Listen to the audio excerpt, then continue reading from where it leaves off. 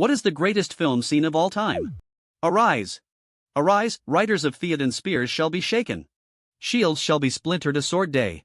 A red day, ere the sun rises. Ride now! Ride! Ride for ruin, and the world's ending.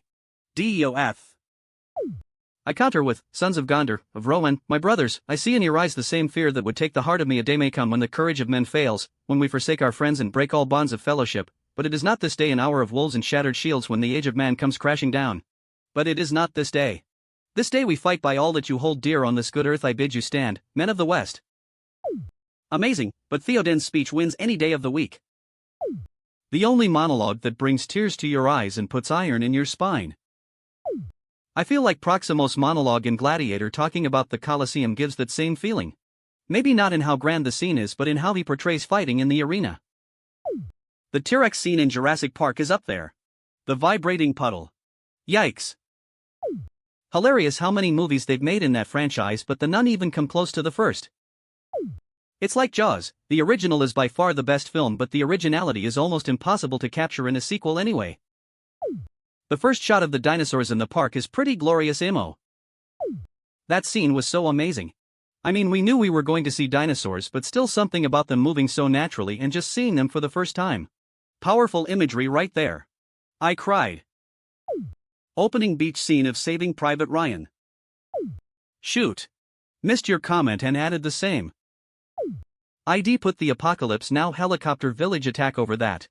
I think it's at least as brilliant a war scene, but achieves richer, operatic depth. Dorothy opening the door of her house into Munchkinland. The color and the whimsy. I just recently learned that when she opens the door to Technicolor Oz, the entire scene is shot in Technicolor, and Dorothy and the inside of the house were painted to exactly look black and white. Slight nitpick, but the Kansas scenes were filmed in sepia tone, which is more an earthy brown than black and white. Only reason I bring that up is because I love how it gives that part of the film a little extra character over just plain black and white. And the black and white Dorothy's back who opens the door is a stand-in, so the real Dorothy can be seen in color after. My name is Maximus Decimus Meridius, commander of the armies of the North, general of the Felix legions, and loyal servant to the true emperor, Marcus Aurelius. Father to a murdered son, husband to a murdered wife. And I will have my vengeance, in this life or the next. In the early days of LimeWire, you download damn near anything. I remember having this clip downloaded and saved. Would randomly pop up while my iPod was on shuffle. The frost sometimes makes the blade stick. Randomly saw this movie on TV the other day. Texted my GF after saying, if we ever have a son together, can we name him Maximus? She said it's not a bad idea, then immediately asked if I was watching Gladiator LMAO. The first chest bursting in Alien. It's so perfect. The look on the faces of the crew. The sheer shock value. A perfect sense from an almost perfect movie. Alien is my 2 movie behind Jaws. You probably know this, but for those who don't, the actors weren't told an alien was going to be jumping out of the guy's chest. That's why the surprise looked so genuine, it was real. Opening scene of Inglourious Bastard has to be up there. What about the basement bar scene in Inglourious Bastard? Damn, these 2 scenes are incredible. One of the hard things about fighting in a basement is that you are fighting in a fucking basement. What about that scene in between the opening credits and the closing credits? Those were incredible as well. You're sheltering enemies of the state, are you not? The way his face and tone changed when he delivered that line. So good. Christoph Waltz going from German to French to English was fucking sick. His tone and mannerisms completely flip when he starts grilling the Frenchman on the missing family. Also, Léa Seydoux was a new face there. All my real ones have already been said, so a different one, Jack Sparrow riding his sinking dinghy into Port Royal to the music, then stopping off perfectly in time. That's our intro to Captain Jack. While I presume the Potsy franchise doesn't get much respect as films, man are they great fun movies. I'll occasionally work through them when I need a silly good time. I mean, as far as pirate movies go, I'd say the Potsy movies are fairly respected because they are creative and fun.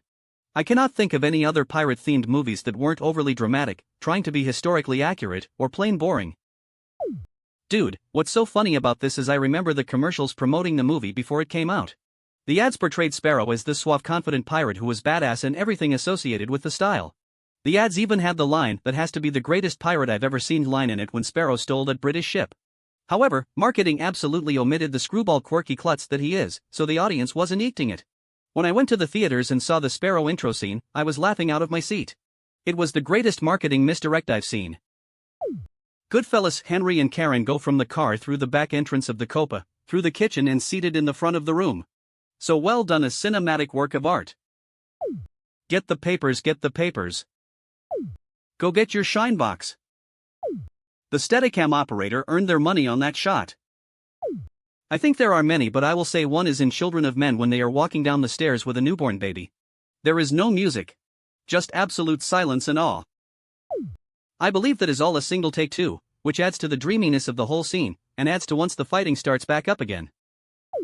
The fact that they were in the middle of a firefight and everyone on both sides stops as soon as they hear a baby crying. I've got goosebumps just thinking about it. I'll add a less known one.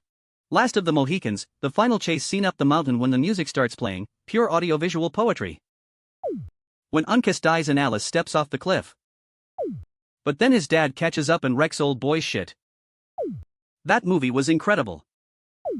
Oh hell yes, my favorite. Once that music kicks in. When Neo sees the Matrix code and drops the bullets. Awesome scene, but for me, for a scene within the Matrix, I'd go with the lobby gunfight. I get goosebumps even thinking about it. Either that or when he fights him on the subway and he does the battle pose and beckons Agent Smith. For a single scene, that's my fave. Bullet time on the roof scene? Then, dodge this boom. Lobby gunfight for me too. As I was watching it the first time, I was already aware I was watching an all-timer. Full Metal Jacket first drill sergeant scene with new recruits. I bet you're the kind of guy that would fuck a person in the ass and not even have the goddamn common courtesy to give him a reach around. He'll be watching you. Bullshit, you can suck a golf ball through a garden hose.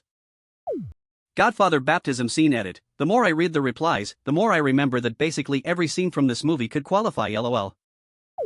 Do you renounce Satan and all his works? I was asked to be godfather to my niece, and when I was at the christening and the Episcopal priest said, "Do you renounce Satan and all his works?" I couldn't help but grin at the violence that had just broken out in my head. The Modern Family parody is so good.